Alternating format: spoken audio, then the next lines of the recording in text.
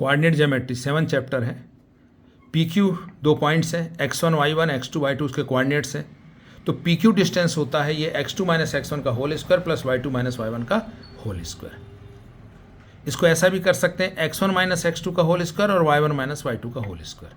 ये दोनों आपस में बदल भी सकते हैं क्योंकि होल स्क्वायर के कारण कोई अंतर नहीं पड़ता। ये कहलाता है डिस्टेंस फार्मूला। फिर 3 पॉइंट यदि हमको दिए गए हैं और पूछ रहा है कि ये कोलिनियर है तो हम निकालेंगे ए बी की डिस्टेंस इस फार्मूले का उपयोग करके, बी सी की डिस्टेंस और ए सी की डिस्टेंस।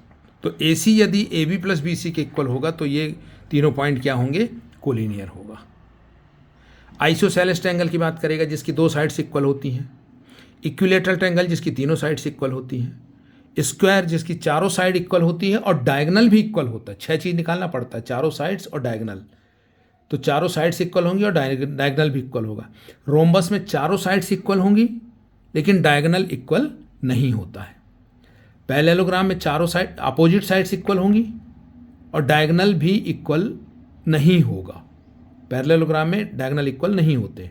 रेक्टेंगल में अपोजिट साइड्स इक्वल होगी और डायगनल भी इक्वल होगा। रेक्टेंगल में डायगनल इक्वल होता है, मतलब डायगनल किस में इक्वल होता है, रेक्टेंगल में होता है और स्क्वायर में होता है। और डायगनल रोम्बस और पैरेललोग्राम में इक्वल नहीं होते हैं। सेक्शन फार्मूला का ये फार्मूला है। Section formula m1 x2 plus m2 x1 upon m1 plus m2, m1 y2 plus m2 y1 upon m1 plus m2।